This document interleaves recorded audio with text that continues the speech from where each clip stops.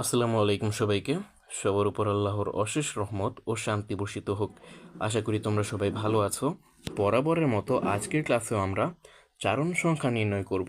দেখো, perchloric অ্যাসিডে chlorine মৌলের জারণ সংখ্যা নির্ণয় করো। আচ্ছা, পারক্লোরিক অ্যাসিডের সংকেতটা কি?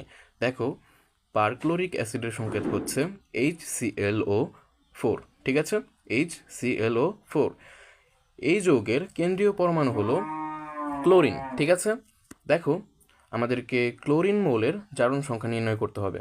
অর্থাৎ আমরা ধরে নেব ক্লোরিনের জারণ সংখ্যা হচ্ছে এক্স।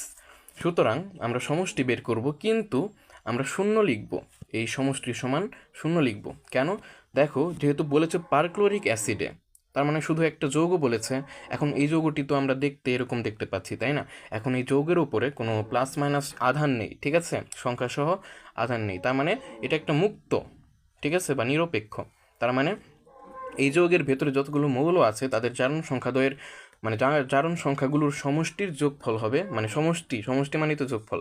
অর্থাৎ এই যৌগের ভেতরে যতগুলো জারণ সংখ্যা আমরা পাবো সব মৌলের, সেগুলো যোগ করে দিয়ে আমরা সমান সমান লিখব শূন্য, কারণ নিরপেক্ষ। ঠিক আছে, যেহেতু মাথার উপরে কোনো আধান বা চার্জ নেই।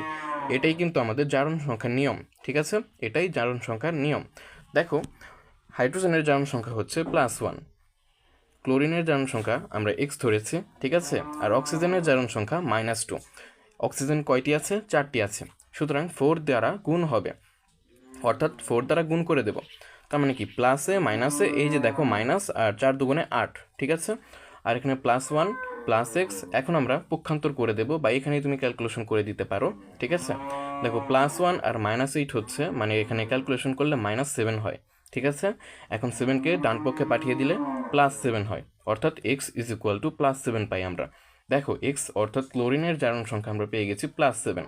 ঠিক আছে, এটাই কিন্তু আমাদের কাঙ্ক্ষিত অ্যান্সার।